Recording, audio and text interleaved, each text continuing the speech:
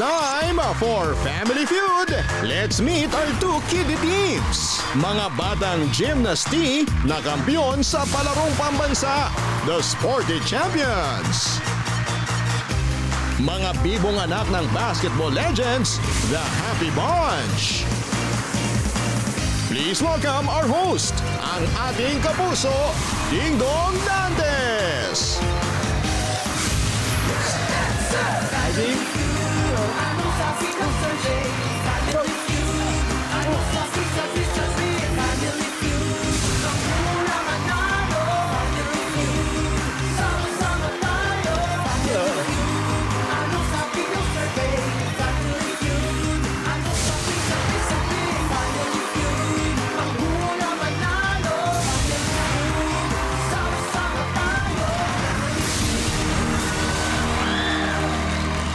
Magandang hapon po mga kapuso to the audience. Kung sa tingin nyo ay kayo to, mag-ingay kayo. Ito, sino ba dito? Ang cute, bibo at sobrang talented. Lahat yun ha? Cute, bibo at sobrang talented. Perfect description sa, alam mo kung kanino? Sa ating players ngayon. Kaya welcome sa isa na namang super fun episode, tampok ang mga bata dito sa pinakamasayang family game show sa buong mundo, ang Family Feud. Ito na ang unang team, champion gymnasts sa recent palarong pambansa, the Sporty Champions. Ang kanilang team captain, nag-uwi ng 4 na gold medals at isang silver medal mula sa 2025 palarong pambansa. Team Gumok. Ang susunod, pumakot ng 5 gold medals at isang bronze medal sa palarong pambansa. Please welcome 8-year-old Arman Hernandez Jr. Nice one, Arman. Next, nanalo ng 3 gold medals including the all-around gold kung saan pumangalawa sa kanya ang kapatid niya na si Dean. Oh, silver si Dean eh. So, please welcome Keys Gumok. And lastly, incoming grade 7 student at bronze medalist sa team competition, 11-year-old Hia Moraleda. Kids, ready na ba kayo manalo today? Opo. Ready na? Opo. Wow! Palakpakan po natin, mga kapusa, titigan nyo ang mga bata nito dahil posibleng nasa kanila ang future Olympians ng ating bansa. Kaya good luck, the Sporty Champs. Ang makakatapat nila, mga anak na mahuhusay na basketball and professional basketeers, the Happy Bunch. Ang leader nila, anak ng PBA player na 4-time NCAA champion na si Rome De La Rosa. She likes playing the piano and playing video games. Please welcome Alexa Patrice De La Rosa. Hi, Alexa. Hello po. Next, anak ng PBA player na si RJ Hazul. Mahilig mag-drawing? Please welcome Jerry Hazul. Next, daughter of former San Beda legend and PBA player na si Jake Pascual. Now, she likes acting, she likes playing badminton. Please welcome Emily Lauren Pascual. Hi, Lauren. Emily. And eto na, the 4th player, anak ng isa sa 50 greatest players ng PBA na si Arwin Santos. He loves to play basketball. Please welcome 12-year-old Yogan Azur Santos. What's up, Yogan? Are you ready? Yeah. Yeah, they're all ready. Kids, this is it. Good luck. Alamin na natin ang sabi ng survey. Dean and Alexa, are you ready? Yes po. Okay, let's play round 1.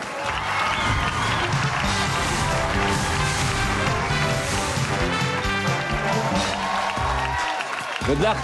Narito ang unang tanong. Top 6 answers are on the board. Nag-survey kami ng 100 bata. Ano ang ginagawa mo kapag sobrang lakas ng kulog at kidlat? Go. Dean. Go. Sige lang. Alexa, anong ginagawa mo kapag sobrang lakas ng kulog at kidlat? Nagdadasal po ako. Magdarasal. Okay? Saan ba magdarasal? Wala. Arman, anong ginagawa mo kapag sobrang lakas ng kulog at kidlat? Magtatakip po ng tenga po. Siyempre kasi ayaw niya marinig. So magtatakip ng tenga. Nandyan ba yan? Okay. Jari, pwede pa makuha ang top answer. Anong ginagawa mo kapag sobrang lakas ng kulog at kidlat? It's okay. So we'll take Arman's answer. Pass or play, Arman? Play. Okay, play tayo. Tara, play round 1.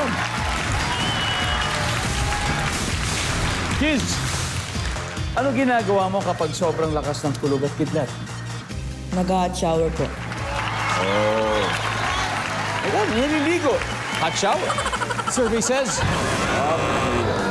Tia, ano ginagawa mo kapag sobrang lakas ng kulog at kidlat? Pumupunta po kila mama.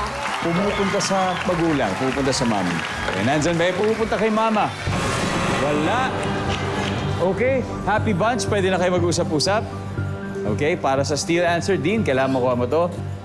Takot ka ba sa kidlat? Opo. Talaga? So anong ginagawa mo pag sobrang lakas ng kulog at kidlat? Patayin ng TV. Papatay ka ng TV, mga saksakan, mga ganun. Survey says... Maya, Arman, ano ginagawa mo kapag sobrang lakas ng kulog at kidlat? Oy, inabot lang, okay lang. So the happy bunch, pwede kayo mag-steal yogan, ano kaya? Okay, anong ginagawa mo pag sobrang lakas ng kulog at kidlat? Get a flashlight. Get a flashlight, Emily.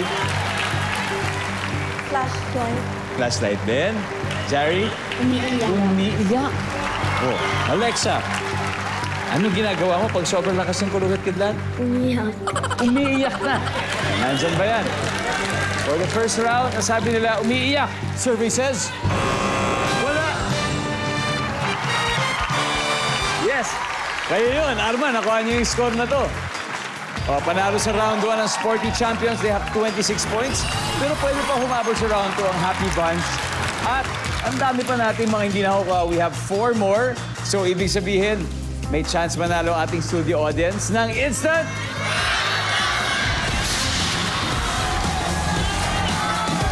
Halika! Ikaw! Tara! Ano pangalan mo? James po. James. Okay. Anong ginagawa pag sobrang lakas ng kulog at kidlat? For 5,000 pesos. Nagugulat po. Nagugulat! Nandyan ba ang magugulat? Wala rin ba? Wala rin. Halika. So, ang tanong ano ang ginagawa mo? Nagtatakip po ng kumot. Sure ka? Halika. O, tingnan natin. 5,000. Nagtatakip ng kumot. Oh, congratulations, Paligan. Alright, let's see number 5. Sumisigaw. Number 4. And top answer? Nagtatago. Kasi nga natatakot. Welcome back to Family Feud. Mga talented na bata ang naglalaro ngayon. Gusto po namin ipagmalaki ng Family Feud Philippines ang kauna-unahang franchise sa buong mundo na nagbigay ng chance sa mga kids na makapaglaro. Then, siyempre, yung mga ibang bansa, ginawa na rin nila. Pero sabi nga nila, of course, iba naman talaga. We're very proud to say that tayo ang nauna, tayo ang origin. Pero siyempre, makikita na natin sila, babalik tayo sa game, leading ang Sporty Champs with 26 points, pero babawi na ngayon ang The Happy Bunch. Kaya next to play sina Armand and Jerry for round 2. Let's go, kids.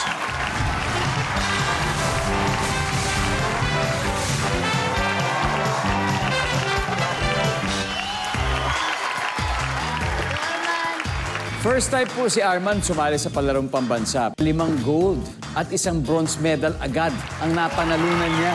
Arman, sino ba ang idol mo pagdating sa gymnastics? Si Kuya Eldro po. Kapatid ni Carlos Yulo. At Arman, sabi mo kanina magsasample ka. Pwede ka ba magsample sa amin? O, Disa, ito yung mga floor exercises.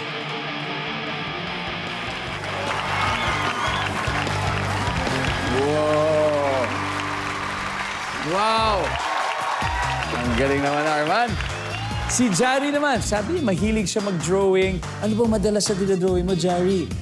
Cartoons. Mga cartoons. Wow, looking forward na makita yan very soon, Jari. Kaya good luck sa'yo. And of course, Arman, good luck din. Top Top 6 answers are on the board. Kapag may test sa school tapos hindi mo alam ang sagot sa tanong, anong gagawin mo? Go. Arman. Tumingin sa notebook. Okay, pwede yun? Oo. Sabi ni Arman, pwede naman daw eh. Pero magpapaalam ka kay teacher. Apo. Magpapaalam ka kay teacher. Ang sabi ng survey ay... Oh, wala. Jerry, kapag may test sa school tapos hindi mo alam ang sagot sa tanong, ano ang gagawin mo, Jerry? Guess. Manghuhula na lang. Sabi nga eh, make an educated guess. Ang sabi ng survey ay... Yan. Jerry, pass or play? Play. Okay. Arman, balik ka na. Tara, let's go. Okay. Emily? So, Emily, in school, during a test, what do you do when you do not know the answer to the question? Ask the teacher for help. For help. You ask the teacher for help. Yeah. Survey says... What? Yogan, in school, during a test, for example, you have a test. What do you do when you don't know the answer to a question? Skip the question. Skip. Skip. Skip lang. Nandyan ba ang skip the question? Alexa, so ano gagawin mo? Hindi mo alam yung sagot. Ito, exam, may test. Ano gagawin mo? I'm gonna go back to the question. Okay, wait. It's okay. It's all right. You still got 2 more chances, Jerry. Again, anong gagawin mo kung hindi mo alam yung sagot sa test? Cheat. How? Looking at our other classmates' paper. Oh! In other words, mangungopia. Survey lang naman to, di ba? Hindi naman ibig sabihin na gagawin ito. Kasi syempre, of course, we will not encourage. In fact, mali ang mangungopia po, mga kids, okay? Huwag na huwag po natin gagawin yan. Ang sabi ni Jerry, mangungopia! Top answer! Pero, ulit sa mga nanonood mali po ang mangopya. Emily, in school during a test, what will you do if you don't know the answer to the question? Try to solve it. You will still try your best, even though it's very difficult. Gagawin pa rin natin yan. Nandiyan ba yan? Survey? Wow! Yogan, one last. So, what are you gonna do? Cry. Wala, iiyak na lang natin ito, baby. Nandiyan ba yan, survey? Wala. Usap na kayo. Sporty Champs. Alexa, may one last chance pa tayo. Anong gagawin natin? May exam kayo, tapos hindi mo alam yung sagot sa tanong. Anong gagawin mo? It's okay. It's okay. Yan lang yan. Okay, Sporty Champs. Pia, ano kaya? Anong gagawin mo? Manghihingi po ng sagot sa kaklase. Sa kaklase? Kids. Okay lang. Arman, ano kaya? So, may test ka sa school, Arman. Tapos hindi mo alam yung sagot. Anong gagawin mo, Arman? Pag meron ka pong sagot, tapos yan. May sagot ka. Saan nakalagay? Sa paper. Sa paper. So, ibang paper yan. O may sagot sa ibang paper. Okay, Dean. Kapag may test sa school, tapos hindi mo alam ang sagot, anong gagawin mo? Pareho po kaya. Pareho kay Arman. Pwede po. Okay, ang sabi ni Dean, titignan sa maliit na paper. Kung ano man yun. Kung ano man ibig sabihin nun. Survey says, wala. So you got the point. Wow, ang galing talaga ng Kili contestants. O may puntos na ang bawat teams. Sporty Champs may 26 pa rin. Pero ang Happy Bunch, 86 na. Alright? But before that, may sagot pa sa board na hindi pa nare-reveal. Tingnan natin number 6. Ano ba yan? Pray na lang. Daanin na lang natin sa dasal. Welcome back to Family Feud. Naglalaro ang mga Kili champions mula sa palarong pambansa at mga anak ng ating mga basketball royalty. Pero siyempre, gusto muna natin i-acknowledge ang head coach, ang coaches, ang trainers ng mga young gymnasts from DepEd Pasay. Mabuhay po kayo. Hello po, thank you for being with us here. Maraming salamat po sa inyo. At siyempre sa mga magulang na mga batang naglalaro ngayon. Maraming salamat for being here. So back to the game. Recap na scores. The Sporty Champs, 26 points. At Happy Bunch, 86 points. Kaya susunod na maghahanap sa central podium, sina Kiz and Emily. Let's play round 3.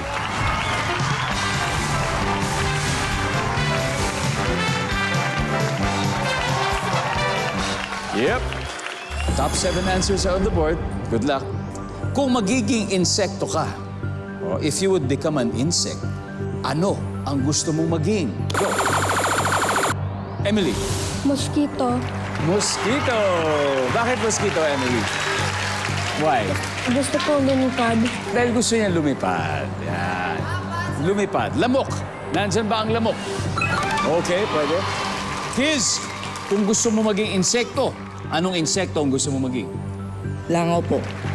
Langaw. Oo. Lumilipad din. Opo. Langaw naman. Survey. Up. Wala si langaw. Emily, pass or play? Play. Play. Okay, balik muna tayo, kids. Yogan, if you would become an insect, what insect do you want to be? Butterfly. Butterfly. Huh? Because the butterflies also fly. Wow. Nandiyan ba ang butterfly? Alexa, if you would become an insect, anong insekto gusto mo maging? Langgam. Langgam, bakit? Because I can sense anything sweet and I love sweet. You love sweet things. Wow. Nandiyan ba ang langgam? Pasok ang langgam. Cherry, anong insekto gusto mo maging? Ipis. Ipis. Bakit kaya ipis?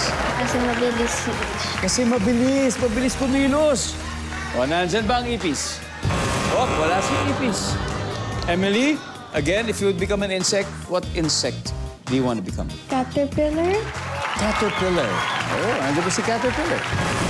Wala. Oh, usap-usap na kayo, Sporty Champs. Yogan, again, kung magiging insekto ka, Yogan, anong gusto mo maging? Any? It's okay, it's alright, it's alright. Sporty Champs, ha? Pwede na kayong bumawi, Pia, ha? Okay, kung magiging insekto ka, anong insekto gusto mo maging? Gagamba po.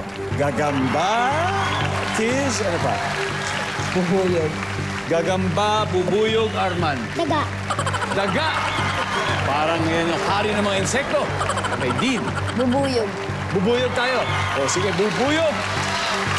Or B. Pag tama sila, lalamang na sila. Nandyan ba ang bubuyog? Yun! Alright. Recap the score. After 3 rounds, Sporty Champs may 180 points na. At ang Happy Bunch, still, nice 86 pa din. O, at may 3 pa sa board. So, eto na ang chance manalo ng 5,000 pesos. Teka, sabos, hindi ka debit. O, sir, ano po pangalan niyo? Coach. Coach Jason. Opo. Coach Jason. Welcome to Family Field, Coach. Thank you Coach, po. for 5,000, ito lang, madali lang to. Kung magiging insekto kayo, ano kaya insekto ang gusto nila mag-ito? Mga bata ang sinurvey natin. Gagamba po. Gagamba. Nandiyan pa si Gagamba. Uy!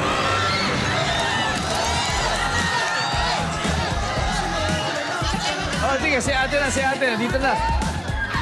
Okay. So, kung magiging insekto ka, anong insekto gusto mo maging? Dragonfly po. Tutubi. Tutubi. Tutubi, ano pangalan mo? Eunice po. Eunice, sabi ni Eunice, tutubi. Nandyan ba? Ang tutubi? Go! Congratulations. All right, we got 2 more. Number 7. Ano ba yung number 7? Grasshopper, tipaklong. And number 5. Firefly o nalitap-tap. Ang tanong, sino kaya sa kanila didiretso sa Fast Money Round? Malalaman natin yan sa pagbabalik ng Family Feud. Welcome back to Family Feud. Masaya yung laban ng dalawang kiddie teams natin so far. Yung Sporty Champs, nagli-lead sila with 180 points. Habang hahabol ng Happy Bunch na may 86 points. Kaya diretso na tayo sa ating last head-to-head battle. Ang huling magtatapat, sina Pia at Yogan. Let's play the final round.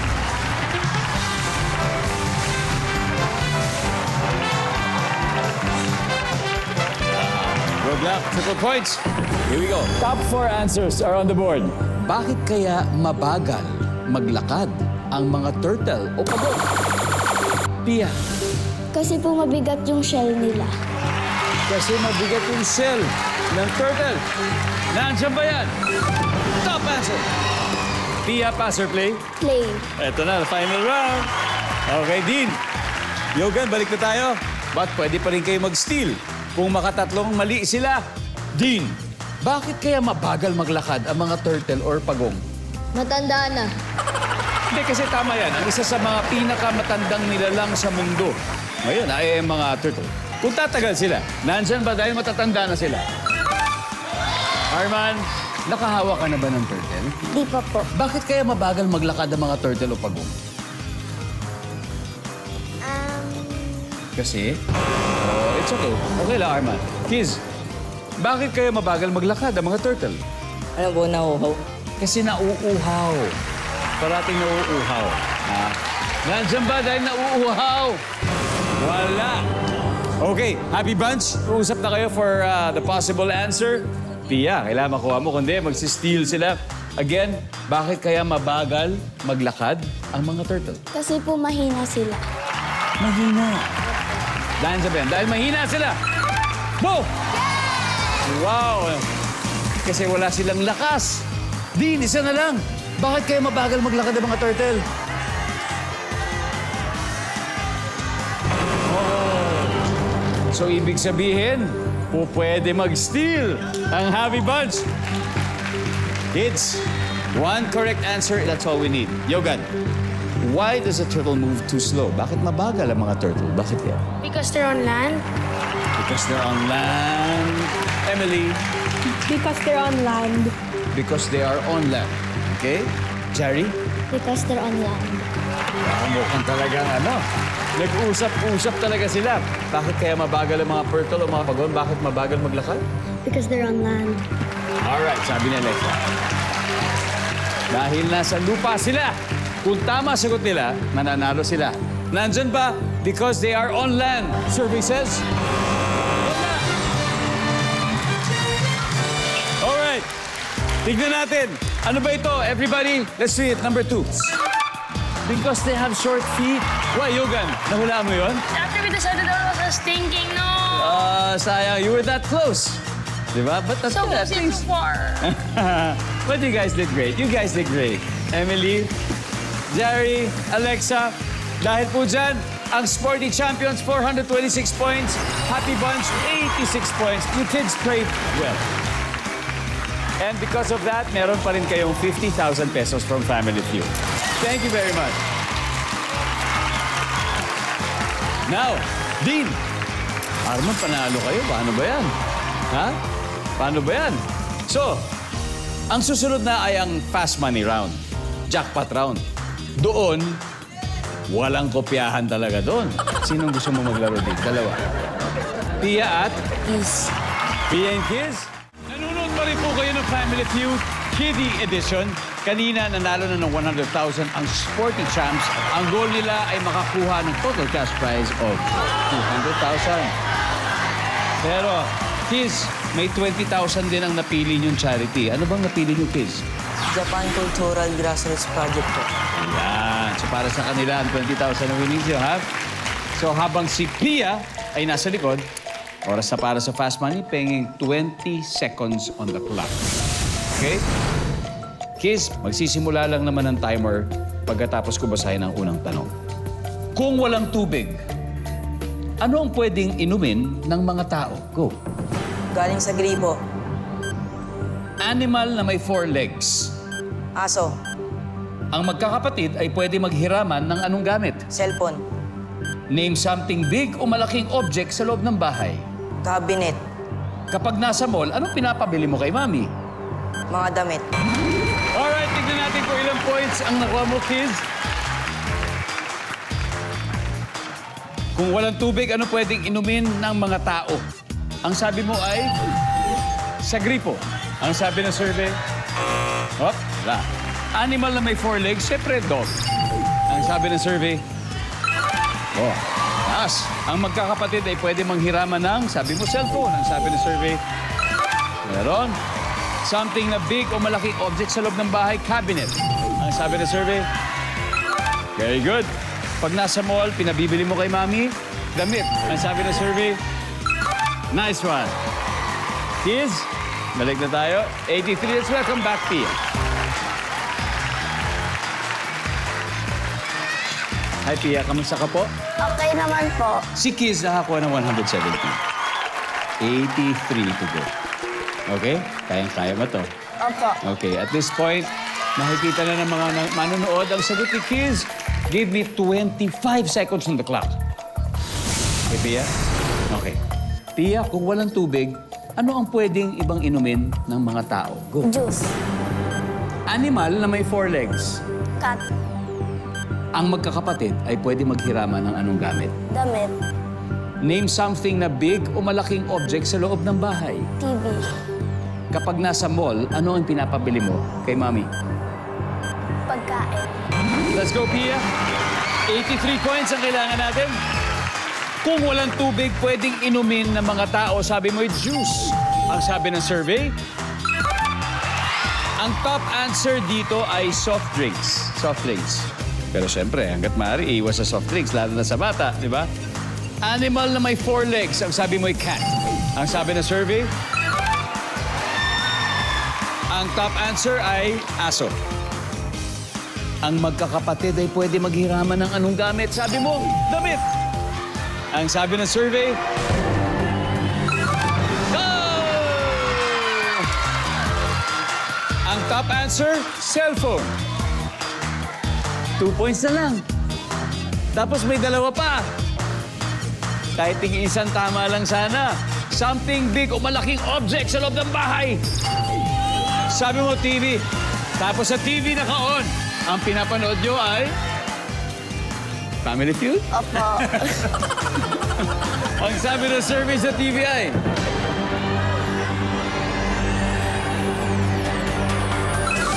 yes! Top answer! Top answer on TV! Woohoo! Yes! Congratulations! Ang top answer dun sa pinabibili kay Mami, laruan. Whoa! Whoa! Ooh! The Sporty Champs. Nanalo sila ng 200,000 pesos.